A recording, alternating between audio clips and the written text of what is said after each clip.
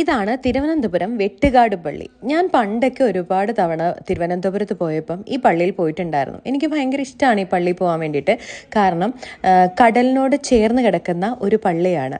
ഈ തവണയും തിരുവനന്തപുരം പോയപ്പം മറക്കാതെ ഞാൻ വെട്ടുകാട് പള്ളിയിൽ പോയിട്ടുണ്ടായിരുന്നു.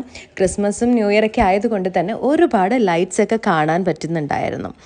തിരുവനന്തപുരം അന്താരാഷ്ട്ര വിമാനത്താവളത്തിന് 2.5 കിലോമീറ്റർ ദൂരത്തായി സ്ഥിതി ചെയ്യുന്ന ക്രൈസ്തവ ദേവാലയമാണ് വെട്ടുകാട് പള്ളി.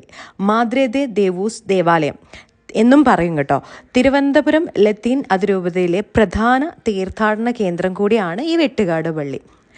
ഭാരതത്തിൻ്റെ 2ാം അപ്പോസ്തോലൻ എന്നറിയപ്പെടുന്ന വിശുദ്ധ ഫ്രാൻസിസ് സേവ്യറിൻ്റെ പാദസ്പർശം ഏറ്റ അനുഗ്രഹീത പുണ്യഭൂമി എന്നുകൂടി ഈ പള്ളിയെ വിശേഷിപ്പിക്കാറുണ്ട് കേട്ടോ. അപ്പം ഞാൻ പള്ളിയുടെ അകത്ത് കയറി പ്രാർത്ഥിച്ചു. ഉൾഭാഗം ഭയങ്കര ഇൻറ്റീരിയലൊക്കെ ഭയങ്കര രസമാണ്. ഞാനിപ്പം പോയപ്പോഴാണെന്ന് തോന്നുന്നു എനിക്ക് ഇത്രയും ഭംഗിയായിട്ട് തോന്നുന്നത്. അപ്പം ഞാൻ നേരത്തെ പറഞ്ഞതുപോലെ ആദ്യം എനിക്ക് ലൈറ്റ്സ് ഒന്നും കണ്ടില്ല. ഞാൻ ചെന്ന സമയത്ത് ലൈറ്റൊക്കെ ഫിറ്റ് ചെയ്യുന്നേ ഉള്ളായിരുന്നു കേട്ടോ. ഈ സ്നോമാനെയൊക്കെ കാണാൻ ഭയങ്കര രസമാണ്. പിന്നെ പള്ളിയുടെ തൊട്ട് മുകളിലേക്കിടെയാണ് വിമാനം പറക്കുന്നത്. കാരണം തൊട്ടടുത്താണ് ഞാൻ നേരത്തെ പറഞ്ഞതുപോലെ തിരുവനന്തപുരം എയർപോർട്ട് ഉള്ളത്.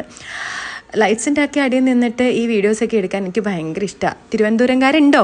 വന്നേ ഒന്ന് കമൻ്റ് ഇട്ടേ, വെട്ടുകാട് പള്ളിയുടെ അടുത്തുള്ളവരൊക്കെ.